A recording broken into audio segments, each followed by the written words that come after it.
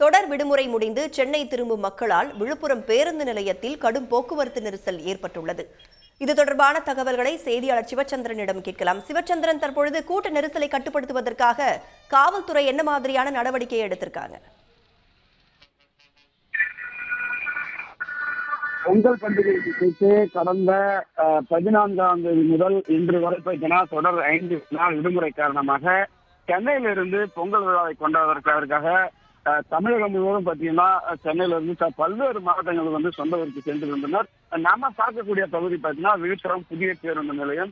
தற்போது விடுமுறை முடிந்து அனைவரும் தங்கள் வேலைக்கு சென்னைக்கு செல்ல உள்ளதனால வந்து பார்த்தீங்கன்னா சொந்த ஊருக்கு செல்வதனால அதிக அளவு வந்து மக்கள் வந்து தற்போது பேருந்து நிலையத்தில் வந்து குழுந்திருக்காங்க.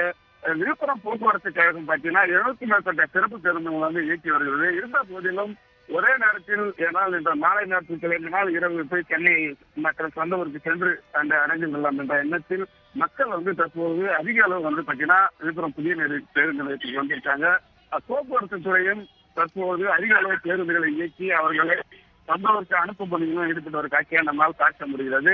இதே போன்ற அவர்களை ஒழுங்குபடுத்தும் வேலைகளும் விழுப்புரம் போக்குவரத்து போலீசார் வந்து ஈடுபட்ட ஒரு காட்சியை நம்மால் சொல்கிறது. இருந்த போதிலும் தொடர்ந்து பார்த்தீங்கன்னா மக்கள் எண்ணிக்கை வந்து பேருந்து நிலையத்தில் அதிகரித்து கொண்டிருப்பதை நம்மால் பார்க்க முடிகிறது. விவரங்களை பகிர்ந்து கொண்டமைக்கு நன்றி சிவச்சந்திரன். உடனுக்குடன் செய்திகளை தெரிந்து கொள்ள சன் நியூஸ் பெல் ஐகானை கிளிக் பண்ணுங்க.